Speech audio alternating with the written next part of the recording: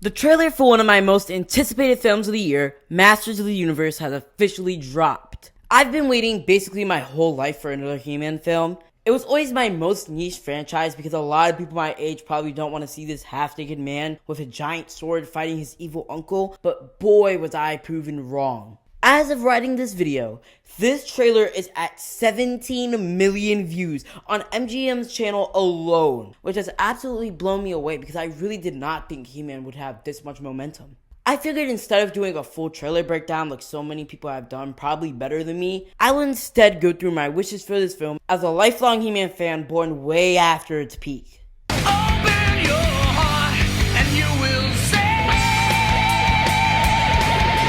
The first thing I want is what I'm sure we all want. More Eternia, less Earth.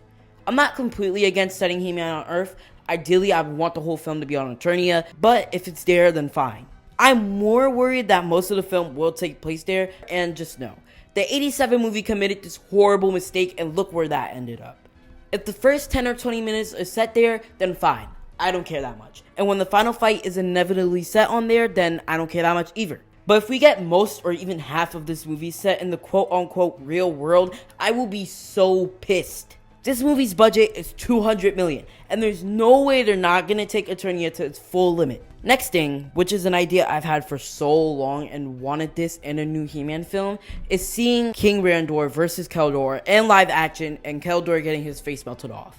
I'm sorry, but this would be absolute cinema. Now, in this film, Eternia is probably ruled by Skeletor, so this could even add to his rage and show him as a real threat. Moving on, please don't sideline these iconic characters. He-Man, Teela, Man-at-Arms, Skeletor, Evil-Lyn, those are the ones that especially need the focus here. Even characters like Trapjaw that so many He-Man fans love need to get the love they deserve. On this topic, I also want to add that Skeletor needs to be just as main of a character as He-Man is. I might get some flack for this, but throughout every He-Man toy line and adaptation, He-Man and Skeletor are always the main ones that need to be focused on. And it'll be a huge disservice if only one of them is. Also, if they only give us one fight scene between the two, I'll be so pissed. At least two. Please, I've waited too long to see these two fight, but on Eternia and not with one looking like he stuffed his face in a whole cake, and the other being slathered in baby oil. Okay, final point on Skeletor, but he needs his Revelation voice. The classic one is just too silly for live action. What? And if Jared Leto uses his Joker voice, Are you sweet talking me? I'm leaving that movie theater. You know, maybe it is good casting. He's dead inside just like Skeletor. Speaking of voices, please do not give Cringer his cartoon voice. We know he's gonna talk because of this clip at the start of the trailer. Talking tigers. But I don't want to hear this for 2 hours. And if I do, I will be eating tiger meat for the very first time in my life. Maybe the sorceress just took a vacation. And my final point of the video, which is my biggest hope and question of all. Where the fuck is Orko? There's no way they're going to do this film without Orko. Meanwhile, Goatman is in it. What I said earlier about the focuses of this movie, Orko is right there. I just didn't mention him. Hopefully, and I mean hopefully, they're just hiding him from the marketing and they won't announce him until VFX is done. But I will be absolutely pissed if he isn't in it. And that's it.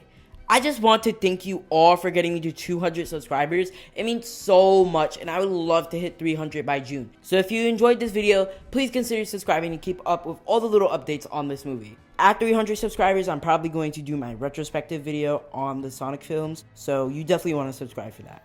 I'm also extremely sorry for being gone for 2 months. I wanted to do this video that I was definitely not prepared for, and I'd rather just do it later on.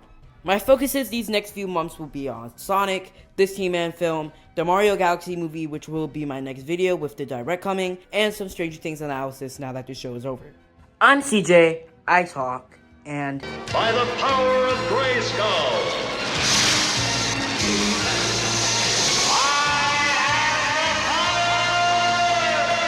चलो चले McDonald से Saika game slime